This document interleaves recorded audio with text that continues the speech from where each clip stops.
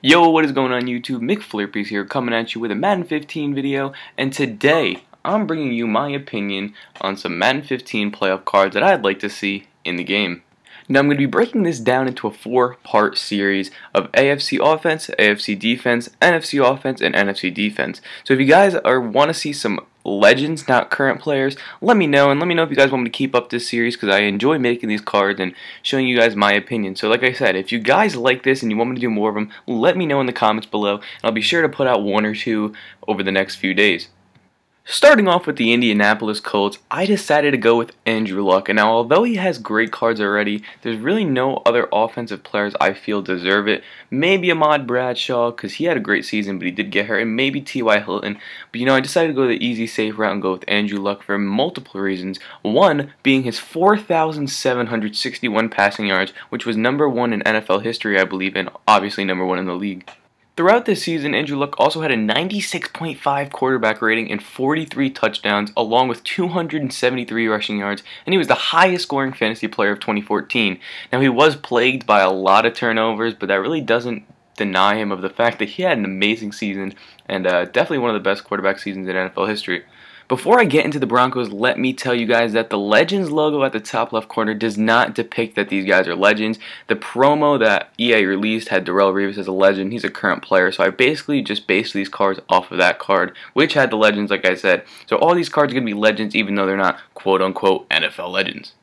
For the Denver Broncos, I chose C.J. Anderson. He played 15 games and had almost 900 rushing yards. He replaced Monty Ball after he got injured, and he also replaced Noshawn Moreno after losing him to free agency to the Dolphins. So the Broncos needed a strong halfback, who they thought they had in Ball, but he went down, and C.J. Anderson came up big from Cal, having 10 touchdowns and over 300 receiving yards.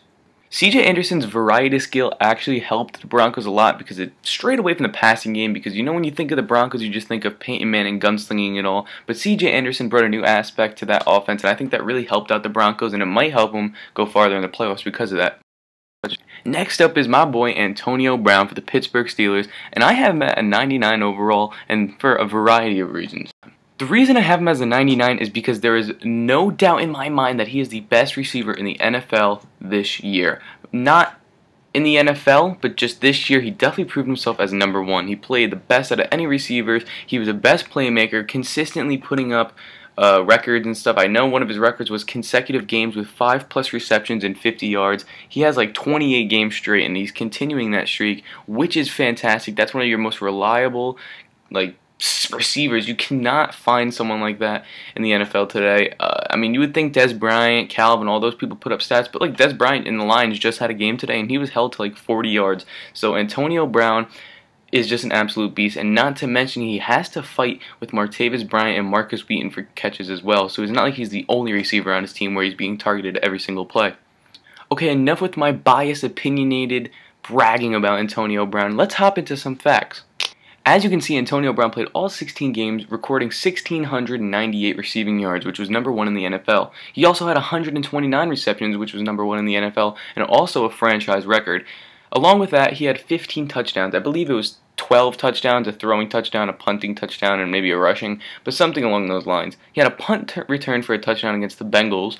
He had a throwing touchdown and a Lance Moore against the Texans, I believe, and he had an epic ninja kick against the Browns. Not to mention that he also has numerous NFL and franchise records for this year, and also he made the Pro Bowl. Also, a little addition, Andrew Luck also made the Pro Bowl, but that's kind of obvious. He had the greatest season of any quarterback pretty much in the past few decades, so that was kind of obvious. But Antonio Brown, in my opinion, not trying to be biased, if I was any other fan, I would honestly probably say this. This year, he's the best wide receiver / playmaker in the league, no doubt. I didn't really want to do this after that really heartbreaking loss the other day that we had against the Ravens, but I had to pick him. Justin Forsett, 16 games played, 1,266 rushing yards, which was 3rd or 4th in the league, and he was cut by multiple teams. I know the Jaguars and the Texans had him at one point, and they cut him and re-signed him multiple times, but he had 8 touchdowns, 263 receiving yards, and he replaced Ray Rice after that fiasco, and he also replaced Bernard Pierce, who got hurt, who was supposed to be the initial backup for Ray Rice. But the thing that Forsett did that really sparked my eye is his yards per carry. He averaged like 6.3 yards per carry all year or something, which I think was only behind Eric Dickerson. So what a fantastic pickup by the Ravens, and they turned him into a great player. And although he's in his 7th or 8th season, I'm hoping he'll have a few years that are ahead of him that are still going to be in his prime. But, you know, running backs don't really have such a long lifespan, so it's kind of sad to see that he's in his best season toward the end while he's about to decline. For the Cincinnati Bengals, I chose Jeremy Hill. He's a rookie out of LSU, and the reason I chose him is because he had 1,100 rushing yards. He won the starting spot over Giovanni Bernard, basically, even though I don't think it's official. He pretty much gets all the carries, and after Bernard got hurt, Jeremy Hill came up really big. He has 9 touchdowns and over 200 receiving yards, and although he does have a fumbling issue, if that gets better, he's going to be a great back in the league. You know, he was one of the best fantasy scorers, and he came up clutch for me this entire year, and he's able just to pound the rock and break it free. He's not just some big power back, he's also able to run quickly. So I put him at a 93, even though that's probably a little high for a rookie.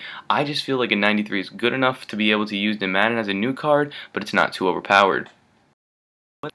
Next on my list is the New England Patriots, and I have Rob Gronkowski. And the reason I chose him is because he might get Comeback Player of the Year. As you can see on the screen, he came back really strong from his injury. I'm not sure if this was the injury where he tore his MCL and ACL or whatever it was by Reggie Nelson, who also happened to hurt Le'Veon Bell. Little bitch. Sorry. But he had 15 games played, 1,100 receiving yards, 12 touchdowns, and he was the 2014 Patriots team MVP. Now, you all know Rob Gronkowski is probably a top 3 tight end, if not number 1 in the league right now. He had spectacular catches, one-handed catches everywhere, left and right. Fantastic third down player. It's just kind of obvious. Rob Gronkowski is a beast, and that's why I made him my New England Patriots offensive player choice. At a 96, I think that's fair because I don't think he really has any other cards in Madden from what I know. So a 96 is fair, and let's hop into the next one. Now let's backtrack a little and go to our second choice for the Baltimore Ravens. I chose Steve Smith Sr. because considering the fact he is quote-unquote too old according to the Panthers, he played all 16 games, had over 1,000 receiving yards, 6 touchdowns, and tons of clutch spectacular catches. I know he had a great bomb deep against the Bengals where he just threw Pac-Man Jones off him and scored the game-winning touchdown, something along those lines. I don't think it was the game-winning touchdown, but it was to take the lead because I know the Ravens got swept by the Bengals this year. But it's undeniable how Steve Smith is just an absolute beast, and the fact that he's 35 years old and still producing numbers that like people in their prime can't even put up is just fantastic. I really love Steve Smith. It's sad that he's on the Ravens, but you know, I got to deal with that. I would love to get a good card from him considering the fact he's short. I'm assuming high speed, but 96 overall is fair considering the fact he's one of the top 15 wide receivers in the league, in my opinion. Now last but certainly not least is Le'Veon Bell. For the Pittsburgh Steelers, I chose 2 Steelers as well. He played all 16 regular season games. He had over 1,300 rushing yards, which was second in the NFL, 853 receiving yards, which I believe was like 3rd in the NFL or 2nd in the NFL for halfbacks. I think Matt Forte might have been the only one ahead of him, not too sure. He had 11 total touchdowns, 0 fumbles. This guy does not fumble the rock. This is his sophomore year, so this is his 2nd year in the league. He's only fumbled 1 time. He has numerous NFL and franchise records. For God's sake, he tied Walter Payton with a record. If that's not saying something to you, I don't know what will. He was named the 2014 Steelers MVP as a sophomore. Do you guys know how great Antonio Brown played this year? Him and Big Ben had their best seasons of their lives. And some sophomore coming out of Michigan State wins the MVP. Le'Veon Bell is my favorite player right now. He is an absolute tank, and he got skunked on his 93 MVP card. If you compare him and Andre Ellington has better ball carrier vision, awareness, and carrying. Now, obviously, he's going to have better speed and elusiveness because Le'Veon Bell's not the most speedy back, but he's a patient back. He hits holes, great yards per carry, great playmaker, receiving back and rushing back. Words cannot explain how amazing he is. He is in a Pro Bowl at his 2nd year.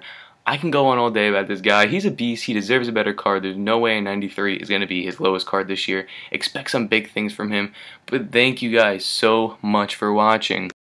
Now, although this was an opinionated video, I hope you guys really did enjoy it. If you guys want to see the AFC Defensive Edition, leave me 10 likes, 15 likes. If you guys get to 10, 15 likes, I'll release my 2nd edition. I hope you guys enjoyed it. If you like this and you want more, the NFC Edition for every promo, whatever, let me guys know because I really enjoy making cards on what I believe is going to be coming up or what I think deserves to be coming up, but I don't know. You guys let me know in the comments below who you think deserves playoff cards and why you disagree or agree with my choices. Now, I was going to pick Emmanuel Sanders for the Broncos, and I had a few other choices for other people, but I went with these just because of certain reasons like I stated in the video. But thank you guys so much for watching. McFlurpy's out. Peace.